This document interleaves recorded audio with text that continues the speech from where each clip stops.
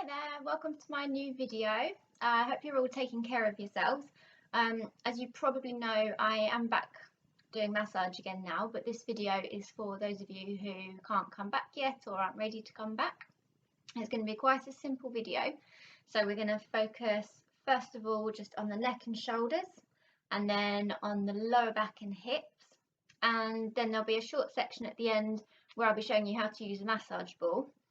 In those same areas, so neck and shoulders and lower back and hips.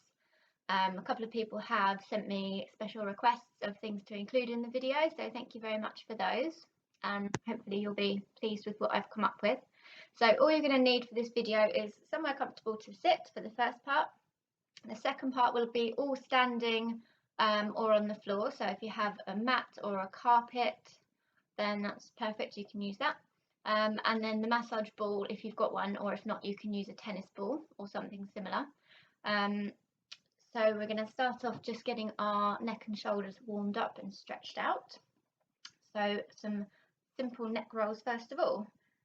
So rolling your neck round to the front and back the same way, and round to the front again.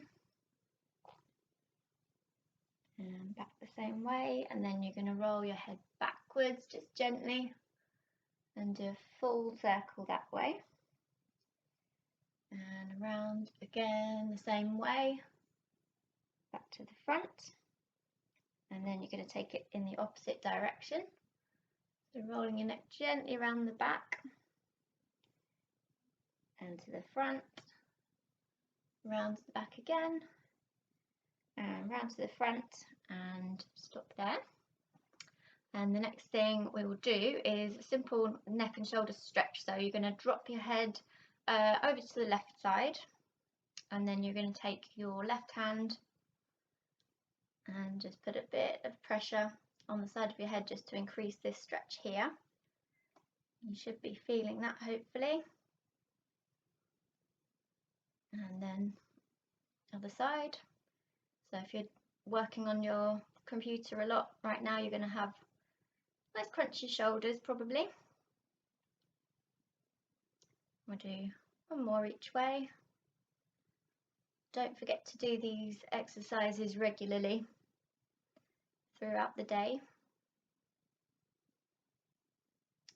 Okay, and then you're going to drop your head forward, tuck your chin in, and you can just take your hands and put them on the back of your head and just put a little bit of pressure, press your head forwards so you're getting a nice stretch down the back of your neck. And we'll just hold that one for a few seconds.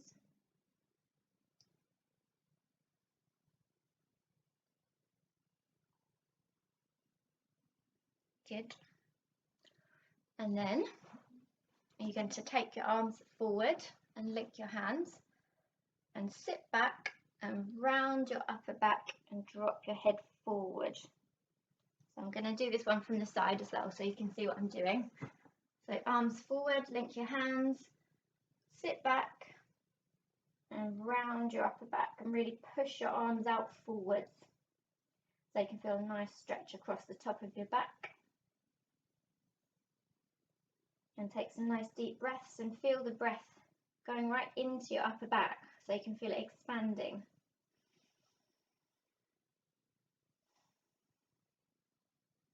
And if you're not quite able to feel any of these stretches, feel free to drop me a message and we can go through it. Then we're going to take our fingers and do a little bit of self-massage. So just with your fingers, gently, firm pressure, but not anything painful. So just circles either side of your neck, working way up. If you've got neck tension that might be turning into headaches, you'll feel this the closer we get to the top of your neck until your fingers are right under your occiput, which is the bony bit at the back of your head. So just some nice circles around the base of your skull. Release some of that tension. Might be a bit crunchy, Good. And then I'm going to show you a different stretch that I don't think I've done in any of my videos before. So this is to stretch the muscles at the front of your neck, which can get really tight and they can be responsible for headaches and even migraines. And we usually don't know that they're tight when they are. So if we take your right hand first and you place it under your left collarbone. So if you can see your collarbone's there and your top finger goes right along the same line as your collarbone, you're going to put some pressure in and down. So imagine you're dragging the muscle down underneath your collarbone, and then you're going to turn your head to the right and drop it back, and hopefully you should feel a nice stretch down here. Can be quite a strong stretch because it's not one that we usually stretch out, but again, if you're having trouble feeling it, then please let me know. And then we'll do the other side. So left hand under your right collarbone and pressure in and down, and then you turn your head to the left and tilt your head back. So all you do is you're tilting your head back. You're not needing to put much effort into it. It's just letting it drop backwards. And that's for these muscles called your sternocleidomastoid, which you don't really need to remember. Okay, so that's the neck and shoulder section done, and now I'm going to go over to the mat and the wall and show you some of the standing and floor exercises. Okay, so now we're going to do the section for your lower back and your hips. And as I said, you'll need either a yoga mat or a carpet because a couple of things are going to be lying on the floor. I'll do this from the side so you can see better what I'm doing. So prayer hands first of all, and you're going to raise your arms up and just go into a very gentle back bend and fall forward into a forward fold. Coming up again. Prayer hands, lifting your arms up and going into a gentle back bend and back into a forward fold. You don't need to come down too far. If you can't reach the floor, it's fine. And standing up one last time, hands in the prayer position and raising your arms up, gentle back bend and a forward fold. And when you get to the bottom, you're going to bend one knee at a time. So one leg stays straight and the other one bends, and just let your hips move from side to side. So each time you swap legs, you really settle into the straight leg, so your hip comes out to the side and you're really loosening up your lower back that way and getting a good stretch through your hamstrings. Alright, we'll come back to standing. We're going to do a side bending stretch. So first of all, if you take your right leg and cross it over the left, and you're going to take your right arm, reach it up to the ceiling, and then side bend across the other way. So you can use your left arm to support your hip and you're bending over to your left. So you should be feeling the stretch down your right side. Good. Come back to the middle. Then you're going to cross your left leg over the right. Reach up your left arm and bend it over to the right.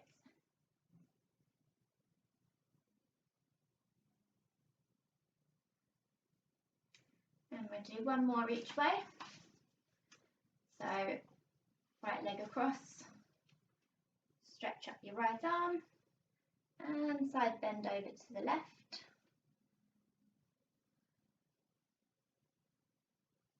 Few seconds. And coming back. And then the last one, so crossing your left leg over, reach up with your left arm and side bend to the right.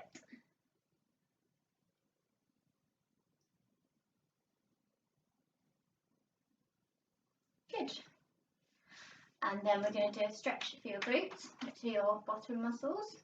So stay standing for this one, and you're going to take your right leg and put your foot, so the side of your ankle, on your left thigh. So I hope you can see what I'm doing. And then you sit back. So you might need to hold on to something like I do. You sit back as if you're sitting down into a chair, but with your leg staying on top of, just above your knee. And you'll be feeling a stretch in your right hip, so outer glutes. And then we'll do the other side. So bend your left leg across your right knee and sitting back. If you want to increase it even more, you can take your hand and just press on the bent knee, push it backwards a bit more. And that's quite a strong stretch. We'll just do one more quick one each way. Hopefully you know what you're doing now.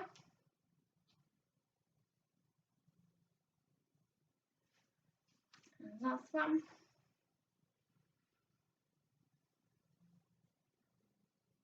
Good. I'm going onto the floor now, so I'm going to just tilt this slightly so you can see.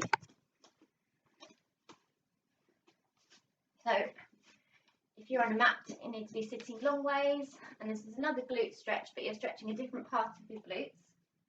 So keep your legs straight, and you're going to take your left leg and hug in towards your chest, and then just lean back and really pull your knee into your chest, and you should be feeling a stretch in your bottom.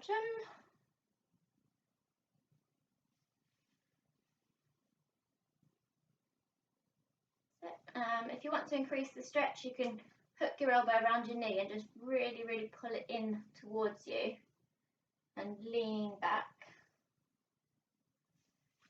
And then we'll try the other side. So cross your leg over. This is your right leg now.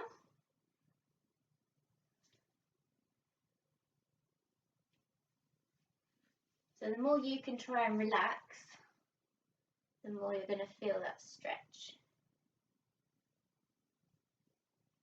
Good, and one more each side. Good to notice which side is tighter, because that can be affected by maybe if you're sitting with one leg always crossed over the other. It can cause a bit of an imbalance. So it's good to notice which side is tighter, and you can focus on that side when you're doing your stretches. Okay, and then the last one, sitting here, and I call this one frog legs. So you've got your feet together and pulled in towards you, and then you'll rest your elbows on your knees and just lean forward. And this one is for opening your hips, so this is a really good hip opener stretch. So leaning forward, so you'll probably feel it in your hip joints, but also in your inner thighs. Same again, if you're not that flexible, you won't be able to get that far, and that's okay, as long as you can feel the stretch and feel your hips opening. That's something that you can work on. Good. That's quite a nice one, quite a nice stretch. And then we're going to lie back down and bend your knees so your feet are together, and just drop your knees over from one side to the other side, and that opens up your sacroiliac joint.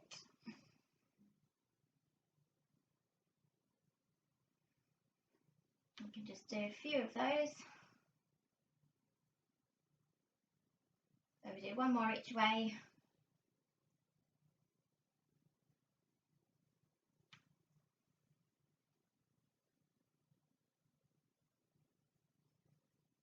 good. Then you're going to come onto all fours, and we're going to do, which if you've done some yoga you will have done, and it's called the cat and the cow. So you're going to drop your back.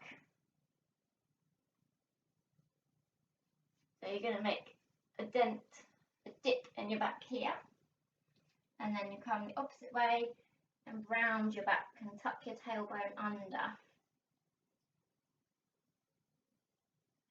And back down, so you're sticking your tailbone towards the ceiling. And then rounding your back. And one more each way.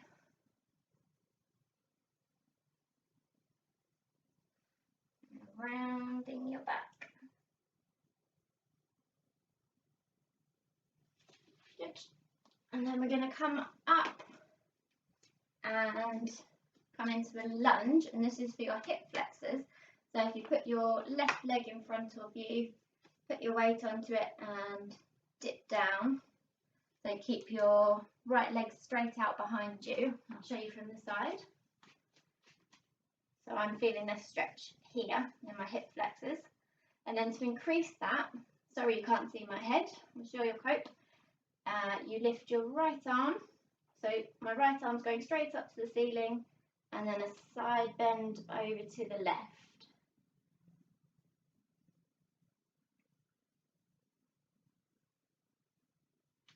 I'll do the other one from the front. So then you're going to bend your right leg, put your weight onto your right knee, keep your left leg straight out behind you, so you're feeling a stretch here in your hip flexor, and dip down. And then to increase the stretch, you're going to lift your left arm to the ceiling and side bend across. So the side bend means you feel the stretch through your side here, as well as in your hip flexors. And we'll just do one more each side. This is another really good hip opener.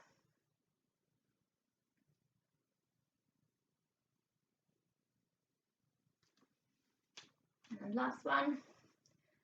So right leg in front, left arm up, and side bend to the left.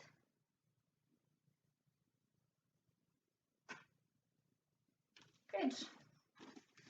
So now if you want to grab your massage ball and take it over to a wall, and I'm going to show you how to roll out your neck and shoulders and your lower back and your glutes. Right, this is our last section, and this is my massage ball. As I say, if you haven't got a massage ball, you can use a tennis ball as well, or something similar, so it's fairly firm, because you do need to put a little bit of pressure through it so it can really get into the muscles. So I'm going to try and show you as best I can. Sorry for the unusual camera angles. First we're going to roll out your neck. So if you take the massage ball, you're going to put it against your neck. The most important thing here is you want to get the ball into the muscle but not on the bone. So you want to avoid your actual spine, but the muscle either side of your spine is good.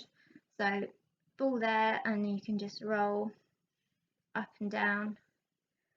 It's not a large area, so it can be a bit difficult to keep it in the right place, but it just takes a bit of practice. And if you've got long hair, you probably want to tie it up out of the way, or else it gets stuck. And then, or actually, if it's quite difficult doing that, you can just do the ball yourself. So place the ball on your neck and just make circles like this, and that feels really nice as well. So kind of similar to doing the circles with your fingers, but you're just using the ball to get a bigger area, and that feels really nice. You can practice that. And then you usually get very tight upper traps, which are these muscles here, which the ball can be really good for getting into. Again, you have to play around a bit with the angles. It's not always easy to get to, but so if you place the ball in that nice meaty bit of muscle above your shoulder blade, so again not on the bone but just above it, and then you can roll backwards and forwards. If you find the right spot, there should be a nice big knotty chunky bit that you can roll out, and you'll feel it kind of clicking over it, and that's nothing to worry about. That's just because the muscle has got quite tense and tight, and most of us have the same thing, so that ball's good for loosening that. And then you can put the ball just in your upper back, so again between your spine and your shoulder blade, not on either one. And then you can lean into the ball, really lean your weight into it, and come up onto your toes and down, so you can't really see. Oh, there we go. You can see what the ball's doing. So you're just rolling out your upper back muscles, and that feels really nice when they're tense and achy. You've probably got some good trigger points in there that you can target. And then I'll just show you for the lower back as well. So we take the ball, once again, not on your spine, but just to either side of it. So in that fleshy bit of hip is quite good. Lean into the ball, and you can just roll up and down. And that feels very, very nice when you have a tight lower back. You can get quite close into the bone because that will actually feel really nice, but just keep the ball so that it's not actually, so your spine is not digging into it, because that won't be comfortable. And then same for your glutes. So take the ball in your glutes, and you can roll side to side on it, and up and down. And that often is quite tender. So this is just a demonstration for you, and you can try this now, but this is something that once you know how to do it, you can do for yourself. And obviously you'd do both sides, so your neck and your shoulder and your lower back and your glutes, both sides. And hopefully that felt very nice. And that's the end of our exercises. So sorry about some of the dodgy camera angles. Obviously trying to get the best shots so you can see what I'm doing in various positions, and sometimes that means cutting my head off.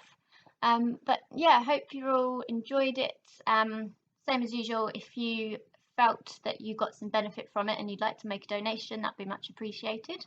And also if you've got any questions about it, if you struggle with anything, if you've got any feedback, then I always like to hear that, so do feel free to get in touch, and hope to see all of you again quite soon. Okay, look after yourselves, bye.